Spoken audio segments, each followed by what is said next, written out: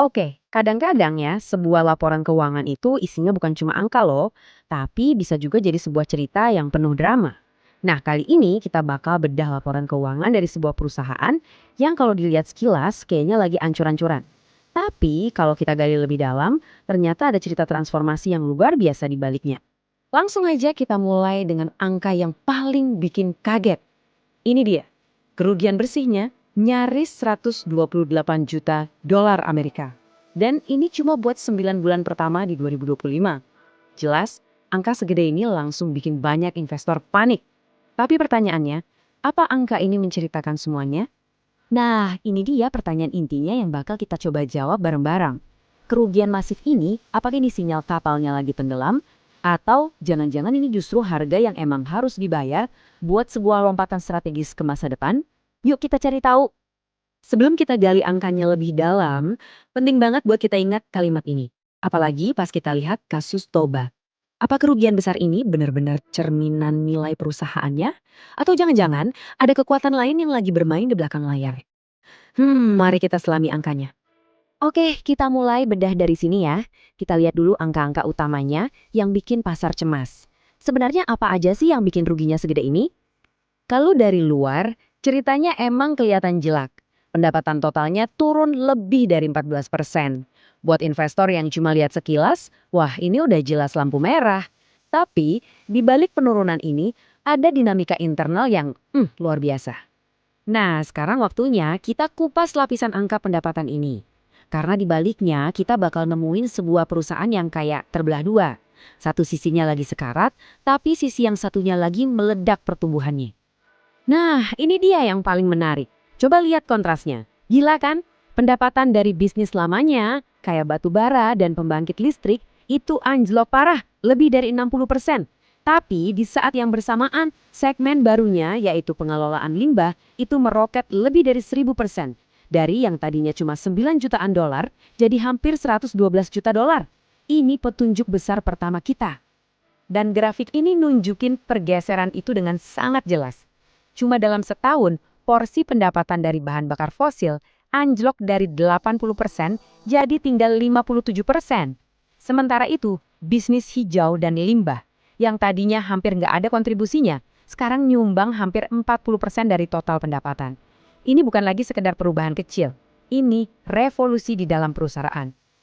Oke, pendapatan udah kita bahas. Sekarang kita pecahkan misteri kerugian 128 juta dolar itu. Dari mana sih datangnya biaya sebesar itu? Jawabannya ternyata ada di keputusan-keputusan strategis perusahaan. Jadi ada 3 poin pentingnya nih. Pertama, biaya operasional dari bisnis limbah yang baru di Singapura itu emang tinggi. Kedua, biaya administrasinya bengkak buat gabungin perusahaan-perusahaan baru yang diakuisisi. Tapi yang paling besar yang jadi biang keladinya itu ada di poin ketiga. Nah, ini dia pelakunya. Hampir 97 juta dolar dari total kerugian itu datangnya cuma dari satu transaksi, yaitu kerugian atas penjualan dua pembangkit listrik tenaga uap alias PLTU batubara. Angkanya luar biasa besar. Tapi tunggu dulu, apa ini beneran rugi dalam artian gagal? Ternyata, manajemen melihatnya dari sudut pandang yang beda banget. Buat mereka, ini adalah langkah bersih-bersih portofolio yang disengaja. Mereka rela rugi di atas kertas demi ngebuang aset-aset berbasis karbon yang udah nggak sejalan lagi sama visi hijau perusahaan. Laporan laba rugi emang penting, tapi itu kan cuma satu bagian dari cerita. Sekarang coba kita lihat kesehatan keuangan perusahaan secara keseluruhan, biar gambarannya lebih seimbang. Di sini, gambarannya jadi campur aduk. Di satu sisi, ada kabar baiknya. Perusahaan kelihatan lebih disiplin kelola utang. Buktinya, biaya keuangan mereka turun. Tapi di sisi lain, ada tanda peringatan yang serius juga. Rasio utang ke ekuitasnya naik 2 kali lipat. Artinya, risikonya lebih tinggi. Dan yang lebih penting, arus kas dari operasi intinya ternyata negatif. Terus, apa artinya arus kas operasi negatif? Gampangnya gini, itu artinya bisnis utama perusahaan saat ini sebenarnya lagi bakar duit, belum menghasilkan duit. Uang tunai yang ada di perusahaan sekarang itu bukan datang dari operasional, tapi dari aktivitas pendanaan dan jual-jual aset. Ini sinyal penting buat jangka pendek. Oke, sekarang ayo kita sambungin semua kepingan puzzle ini. Apa sih gambaran besarnya di balik semua angka ini? Ternyata, Semuanya mengarah ke satu hal, sebuah pertaruhan besar di masa depan yang hijau atau yang biasa kita sebut ESG. Perubahan ini kelihatan jelas banget dari siapa pelanggan mereka sekarang. Dulu, pelanggan utamanya ya PLN sama perusahaan listrik Taiwan. Sekarang, pelayan terbesar mereka itu SP Services dari Singapura yang nyumbang lebih dari 21% pendapatan. Ini nunjukin arah bisnis Toba yang udah makin global dan fokusnya ke layanan lingkungan. Jadi inilah kesimpulan dari bedah laporan kita kali ini.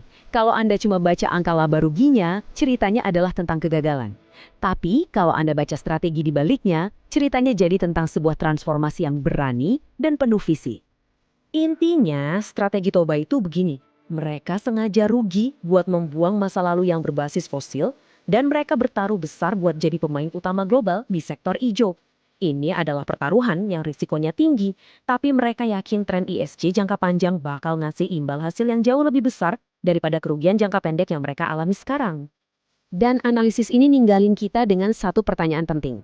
Ini bukan cuma soal Toba, tapi tentang cara kita menganalisis investasi di era transisi seperti sekarang. Jadi mana yang bakal jadi panduan Anda? Angka hari ini atau narasi untuk hari esok? Pilihan ada di tangan Anda.